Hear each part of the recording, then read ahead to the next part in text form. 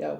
Okay, it's been just about 4 hours. It's 10:30 at night, and look, the starter has pretty much doubled in size, and actually it was a little higher than this, and then it starts to fall, which that doesn't hurt anything. Okay, so let's set the starter aside for a second. For flour, I'm going to use about 425 to 430 grams of flour, which turns out to be, I don't know, looks like 3 cups to me. So let's put the flour in the bowl, 430 grams. I use King Arthur flour. I either use the bread flour or the all-purpose flour. And this flour actually is a mixture of 2/3 of the bread flour and 1/3 of the whole wheat. I don't use any more than 1/3 whole wheat, because if you do, I don't know, the bread doesn't turn out very well. So at least that's my experiment. Okay, so we've got 425, 430 grams of flour. Here's a teaspoon of salt.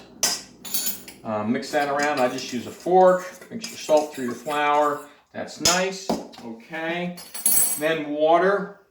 I have 1.25 cups of, again, filtered water, because the tap water with the chlorine is not great for it. So I just take a spatula and I take my starter that's sat out, and I just put this into a 2-cup measuring thing with the starter. There you go. You want to rinse that out good. And then I take a fork in the starter and the water, and I kind of slowly, not too fast or it splatters, I just kind of mix the starter into the water until you get a little slurry. There you go. And then I just take all of that, I pour it into my flour and my salt mixture.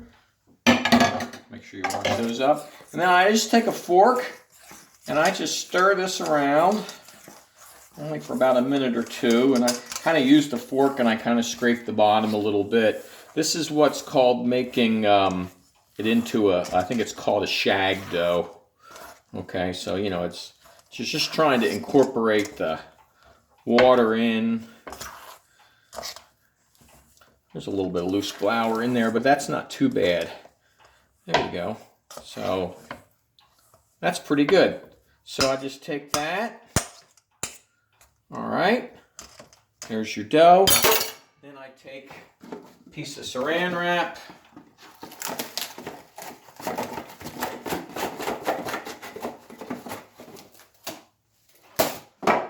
And I cover this.